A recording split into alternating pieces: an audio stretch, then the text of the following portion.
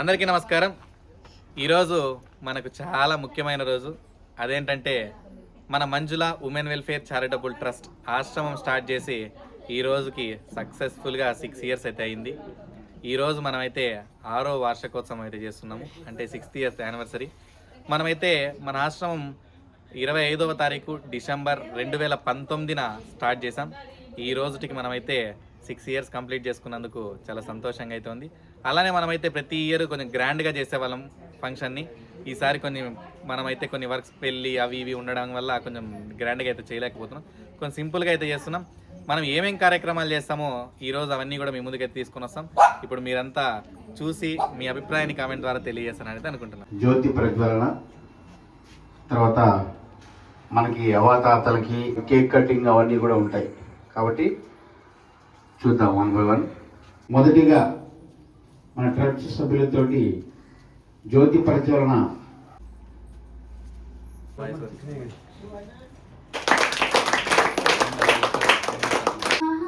గణపతిం మనసా స్మరామి వశిష్ఠ వామదేవాది వందిత మహా గణపతిం మహాదేవసుతం గురుగుహనుతం మహాదేవసుతం గురుగుహనుతం మారకోటి ప్రకాశం శాంతం మహాకావ్యనాటకాధిప్రియం మహాకావ్యనాటకాధిప్రియం మూషికవాహనమోదకప్రియం మహాకావ్యనాటకాధిప్రియం మూషికవాహనమోదకప్రియం మహాగణపతి మనసా స్మరామి మహాగణపతిం. 6వ వార్షికోత్సవ కేక్ కటింగ్ కార్యక్రమాన్ని అధ్యక్షులు మంజులమ్మ గారు అలాగే ట్రస్ట్ సభ్యులందరూ చిన్నపిల్లల సమక్షంలో కేక్ కట్ చేయాల్సింది. వారందరికీ కూడా శుభాకాంక్షలు కంగ్రాచులేషన్ తెలియజేయాలని కోరుతా ఉన్నాం. మా శివాకి తినిపిస్తాం బంగారు బిడ్డకి. కార్యక్రమంలో మనం ఇంతవరకు జ్యోతి ప్రజ్వలనతో పాటు మన వార్షికోత్సవ 6వ వార్షికోత్సవ కార్యక్రమం కేక్ కట్ చేశాం కదా. ఇప్పుడు వక్తలు ఈ కార్యక్రమం గురించి మొదటిగా ఇక్కడ ఆసీనులైన అందరూ కూడా మాట్లాడతారు. వీళ్ళు మాట్లాడిన తర్వాత కూడా అవ్వాతాతలతో చిన్నపిల్లలతో కూడా మాట్లాడించిన తర్వాత తదుపరి కార్యక్రమాన్ని యథావిధిగా మనం కొనసాగించే ప్రయత్నం చేద్దాం. మరి పేద వర్గాల కోసం, అణగారిన వర్గాల కోసం, ప్రాంత పీడిత వర్గాల కోసం, మరి ఈ జిల్లా వ్యాప్తంగా ఉన్నటువంటి అనేక మంది నిరాశ్రయుల కోసం, అవ్వాతాతల కోసం, పిల్లల కోసం ఏర్పాటైనటువంటి అతి ముఖ్యమైనటువంటి సంస్థ మన మంజుల ఉమెన్ చారిటబుల్ ట్రస్ట్. ఈ ట్రస్ట్ 2019లో మరి రిజిస్ట్రేషన్ నెంబర్ 16/2019 మనం రిజిస్టర్ చేసుకుని అప్పటి నుంచి కూడా నిర్విరామంగా గొప్పగా ఈ కార్యక్రమాలు చేసుకుంటూ వెళ్తా ఉన్నాం. మీరందరూ కూడా ప్రతి సంవత్సరం కూడా చూస్తూ ఉన్నారు. ప్రతి సంవత్సరంతో పాటు ప్రతి నెల ప్రతిరోజు మనం చేసే కార్యక్రమాలు నిర్విరామంగా కొనసాగుతూ ఉన్నాయి. ఎక్కడా కూడా మనము వెనకడుగు, ఎంత పెద్ద సమస్య వచ్చినా కూడా మన ట్రస్ట్ అనేది అధ్యక్షులు మంజులమ్మ గారు కావచ్చు, ట్రస్ట్ సభ్యులు కావచ్చు, ఎవరు కూడా వెనకడుగు వేయకోకుండా మన నిరంతర కార్యక్రమాలు కొనసాగిస్తూ ఉన్నాం. 2019లో మనం అవ్వాతాతలు ఒక 5-6 మందితో ప్రారంభమై ఈరోజు సుమారుగా 50-60 మంది ఆ అవ్వాతాతల నిరాశ్రయం కోల్పోయిన అవ్వాతాతల కోసం కావచ్చు. నమస్కారం అండి. ఇక్కడున్న పెద్దలకి, అవ్వాతాతలకి అందరికీ నమస్కారాలు తెలియజేసుకుంటున్నాను. ఇక్కడ నేను మంజుల చారిటబుల్ ట్రస్ట్లో సభ్యురాలుగా ఉన్నందుకు నిజంగా చాలా గర్వపడుతున్నానండి. ఎందుకంటే నాకు అసలు సభ్యురాలు అవ్వాలా అనే ఉద్దేశమే లేకపోయింది. అక్క ఏ ఉద్దేశంతో నన్ను సభ్యురాలు చేసిందైతే తెలియదు, కానీ చేసినప్పటి నుంచి అయితే నేను అప్పుడప్పుడు ట్రస్ట్కి వస్తున్నాను. ఏ పని చేయకపోయినా కూడా నన్ను ఇక్కడ అందరూ చాలా ప్రేమగా చూసుకుంటారండి. ఎందుకంటే మధ్యలో మా చెల్లెలు కదా, అందులోనే అవ్వాతాతలు కూడా అంతే. అసలు వస్తానే ఎంత ప్రేమగా పలకరిస్తారో. మిమ్మల్ని చూడడానికే నేను అదే పనిగా రావాలి ఇక్కడ నుంచి అయితే. ఉద్యోగంలో ఉన్నా కూడా మా మంజుల ఉమెన్ చారిటబుల్ ట్రస్ట్ కోశాధికారి మా బ్రదర్ తోటి సభ్యులు అలాగే ట్రస్ట్ కోశాధికారి అయినటువంటి రమణ సారు, వేదిక మీద ఉన్న మన తోటి కమిటీ మెంబర్స్కి, నా ముందర ఉన్న అవ్వాతాతలకు, అన్నలకు, పిల్లలకు నా ఉదయపూర్వక నమస్కారం. ఒక్కరితో స్టార్ట్ అయిన ఆశ్రమము ఈరోజు ఇంతమందిని చూస్తుంటే చాలా సంతోషంగా ఉంది. ఒక్క మెంబరు, ఒక్క మూటతో మేము స్టార్ట్ చేసినాం. అసలుకు అప్పటికి ఇప్పటికి చూస్తే చాలా ఆనందంగా ఉంది. ఎందుకంటే ఇంతమంది అవుతారా అంటే ఎప్పుడో 2019లో స్టార్ట్ చేసిన ఆశ్రమం ఒక్క సంవత్సరానికి ఎత్తేస్తాం అనుకున్నాం. ఎందుకు అలా అయింది పరిస్థితి? అప్పుడు కరోనా ఒకటి మెయింటైన్ చేయాలనే అంత ఇబ్బందిగా ఉన్నది. ముందు వేరే కొంత కమిటీ మెంబర్స్ ఉన్నారు, వాళ్ళు కొన్ని ద్రోహాలు చేసినారు. అందువల్ల ఎందుకు లేని ఆల్రెడీగా ఆశ్రమే వద్దు మూసేయని కూడా చెప్పేసినాం. కానీ ఇంతమందిని కోల్పోతున్నామని నాకు చాలా బాధగా ఉన్నది, సంతోషంగా ఉంది.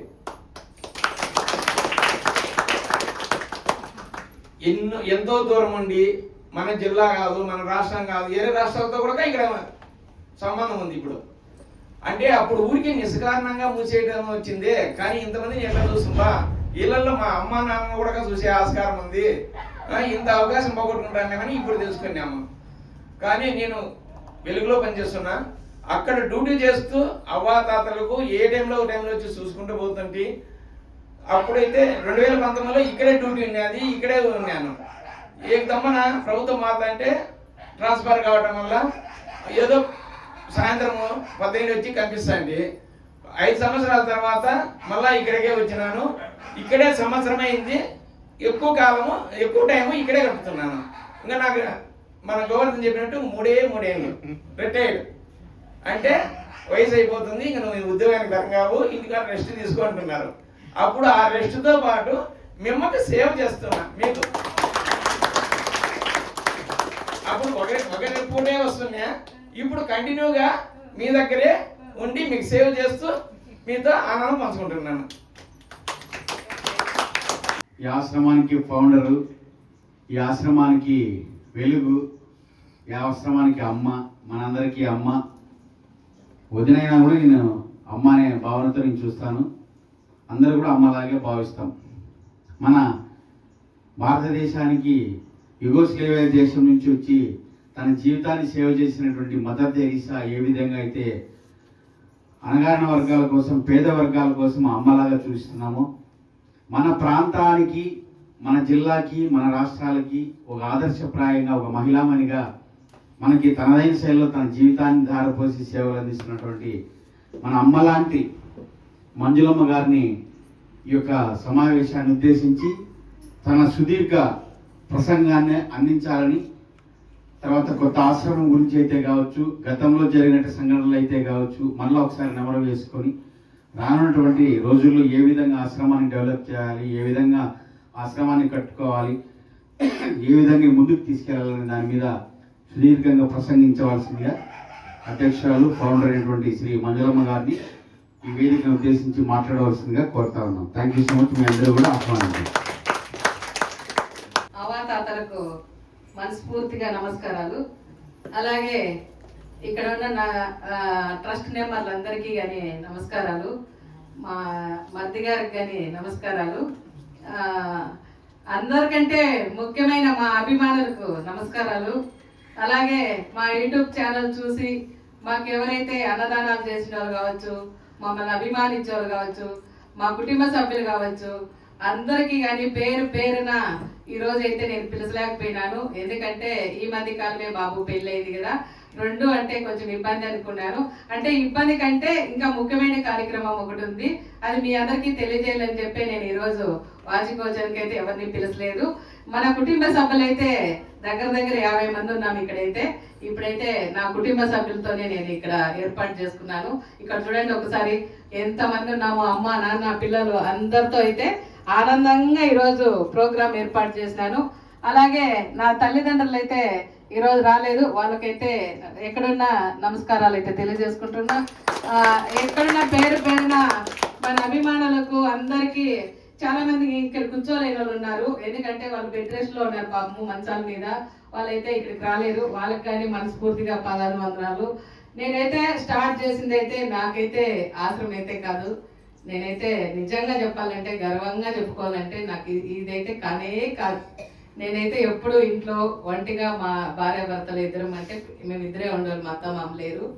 నాకు అత్త మామ లేరని వాళ్ళ విలువ కానీ తెలియదు, నిజంగానే తెలియదు. ఎందుకంటే లేరు కదా, అత్త లేని కోడలు ఉత్తమరాలంటే అట్లా పెరిగినానమాట.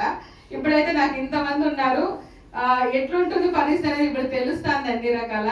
కానీ అత్త మామలు వద్దనుకున్న వాళ్ళు అయితే నిజంగా నేను గర్వంగా చెప్తున్నా, వాళ్ళు ఏ జన్మలో పాపం చేసినారు, పుణ్యం అయితే చేయలేదు. నేను కానీ చేసినాను, ఎందుకంటే నాకు లేరు కాబట్టి పాపం చేసిన.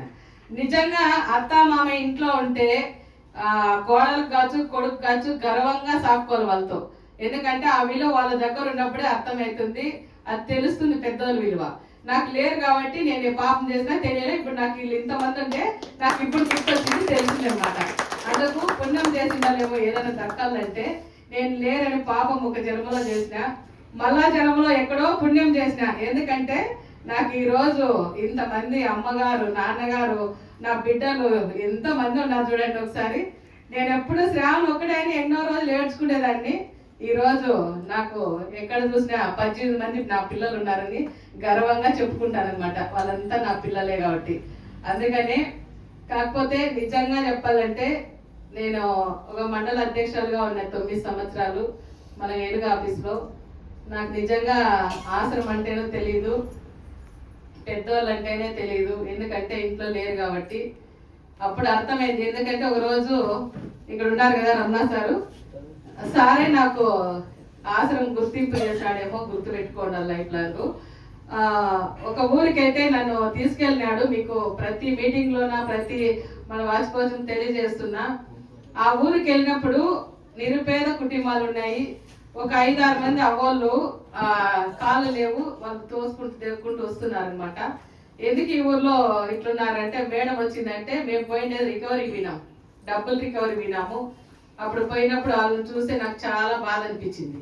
నాకు ఆ రోజు పెద్దోళ్ళు అమ్మ నాన్న గుర్తొచ్చినారు, అత్త మామ అనేవాళ్ళు ఆ రోజు గుర్తొచ్చింది. భగవంతుడు నాకు గుర్తు చేసినాడేమో ఆ రోజు నిజంగానే. ఎందుకంటే ఇట్లుంటాయా పరిస్థితులు అనేది గుర్తింపు వచ్చింది. వాళ్ళని చూస్తే నాకెందుకో బాధ అయిపోయి ఒక మండలంలో ఒక అనాథాశ్రమం పెట్టి ఎంతో మంది రాజకీయ నాయకులు కావచ్చు, పెద్ద పెద్ద భూస్వాములు ఉన్నారు. అన్నదానం అంటే ఎవరైనా సపోర్ట్ చేస్తారు కదా.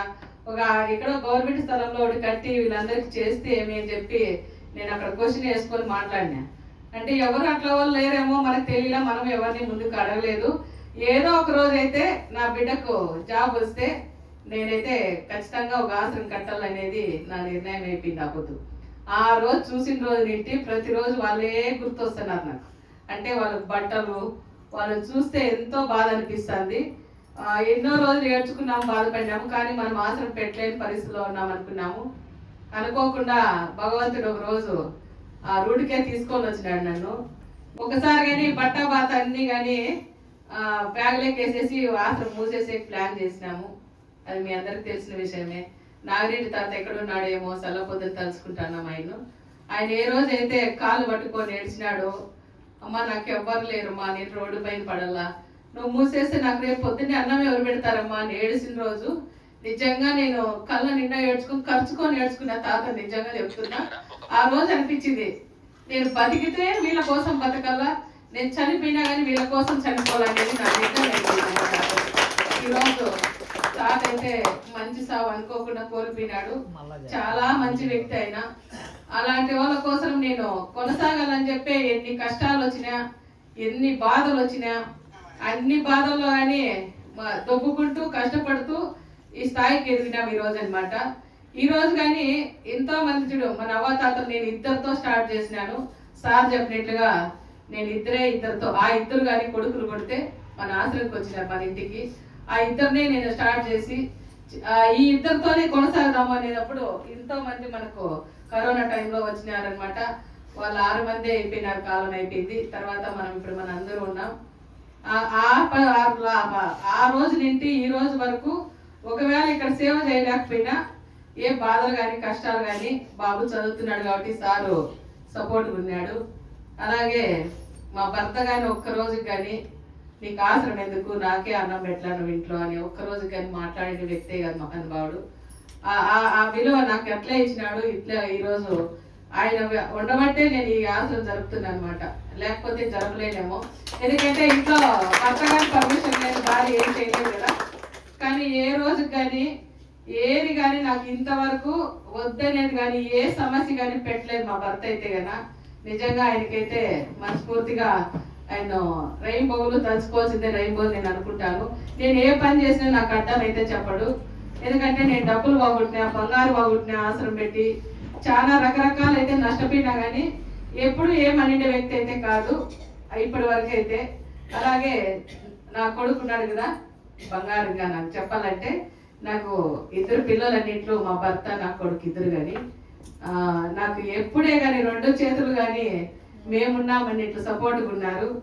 నా బిడ్డ చదువు ఇసిపెట్టి అమ్మ నాకు జాబ్ వచ్చిందన్న రోజే, నాన్న నాకు ఇక్కడ అవ్వకు బాగలేదు, నాకు బాగలేదు, ఏంట్రా పరిస్థితి అంటే నేను తెల్లారు చెప్తానమ్మా అని చెప్పేసి తెల్లారు నిద్ర లేస్తానే శ్రావణం హైదరాబాద్ నుండి మన ఆశ్రమం రావడం జరిగింది.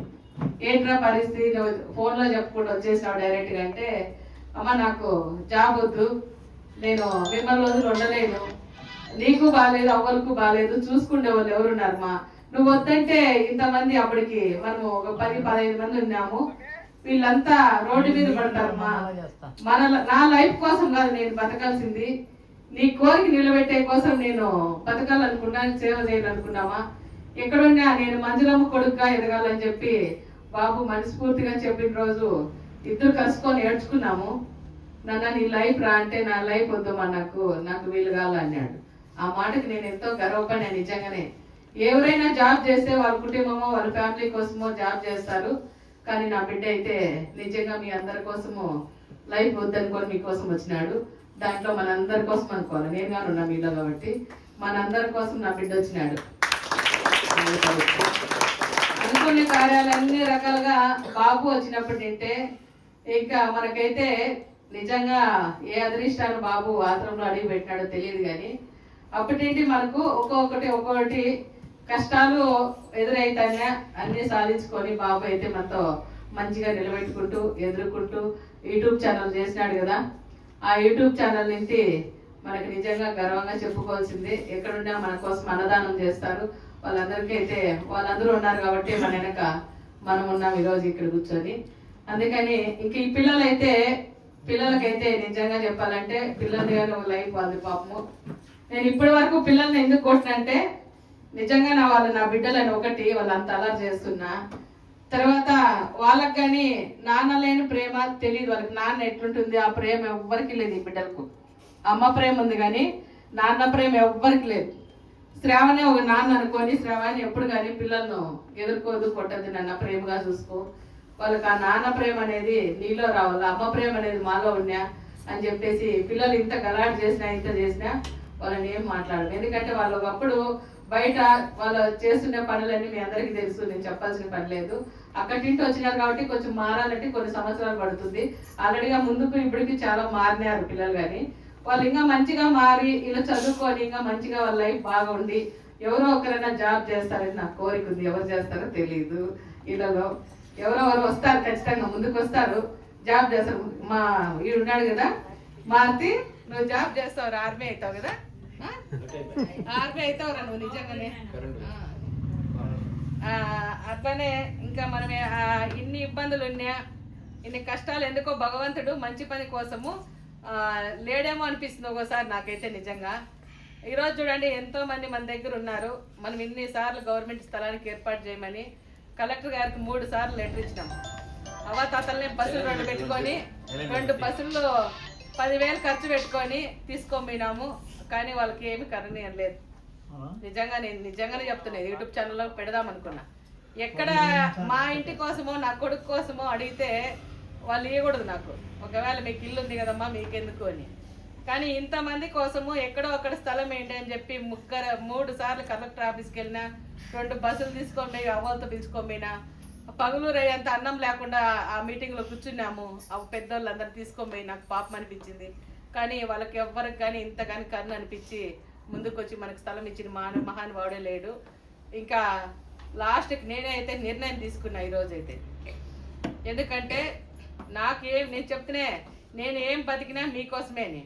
వాళ్ళ స్థలం ఏని ఇవ్వకుండా పోని నేను ఈరోజు అయితే ఒక అర్ధ ఎకరా స్థలం అయితే మాట్లాడినాను. అది 2-3 రోజులుగానే అగ్రిమెంట్ అవుతుంది.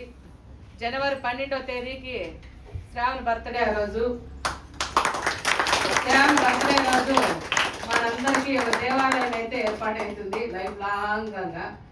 ఇన్ని సంవత్సరాలు మనము మన రేకుల్లో చలికి ఎంతో అదురుతా అంటే పెద్దోళ్ళు నాకు రోజు పనుకునే ముందు మీతో తలుసుకునే పనుకుంటా. మీరు అమ్మ అక్కడ పనుకోంది అనుకోవచ్చు. భగవంతుడా, నేను ఈ వయసులో నాకే ఇంత చలి ఉందే, ఇంకా మా పెద్దోళ్ళకంతా ఎంత చలి అవుతా ఉంటుంది అమ్మోళ్ళకి నాన్నోళ్ళకు అని చెప్పి ఆ భగవంతుని నిజంగా తలుసుకొని పనుకుంటా. ఎక్కడ ఎప్పుడు కనిపిస్తావప్ప మాకు గూడు అని.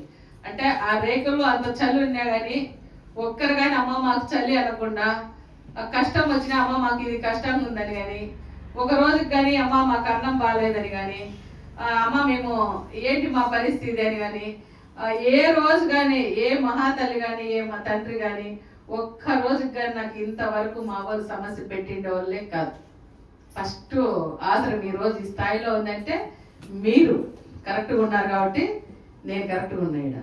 మీరే కరెక్ట్ లేకపోతే నేను కానీ కరెక్ట్ నిలుచుకోలేకపోదునేమో కానీ ఈరోజు మీరందరూ నాకు ఇబ్బంది పెట్టకుండా సొంతం అమ్మా నాన్న కంటే బాధ్యతగా ఇది మంది అని చెప్పి మీరు ఎవరైతే తలాకు పని చేస్తున్నారు చూడండి, నేను అందరికీ గర్వంగా చెప్పుకుంటున్నా. మా ఆశ్రమంలో నన్ను పని చేయలేరు మా అమ్మ మా నాన్న.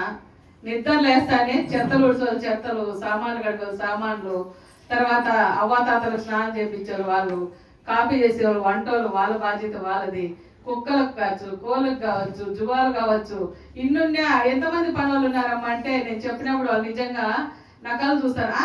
ఏమ్మా మీకు పనులు లేరా అని నిజంగానే చాలా మంది అడిగినారు.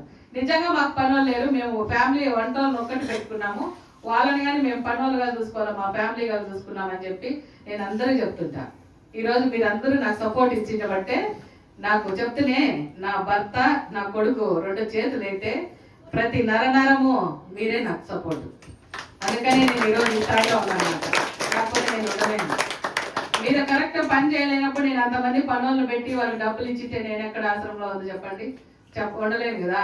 ఇప్పుడు ఇది మంది అనుకొని మీరందరూ కష్టపడుతూ పని చేస్తూ మేమంతా ఉన్నామమ్మా నీకు తోడుగా, నువ్వేం టెన్షన్ పడద్దు, నువ్వు ఎక్కడికో బయటకు వెళ్ళు, మేమున్నాం చూసుకుంటామని చెప్పి మీ ధైర్యానికి నేను నిజంగా గర్వపడి బయటకు వెళ్ళినప్పుడు కానీ మన ఆశ్రమం మంచి స్థాయికి తీసుకొచ్చిన మీ అందరికీ కానీ మరొకసారి మనస్ఫూర్తిగా నమస్కారాలు తెలుసుకుంటూ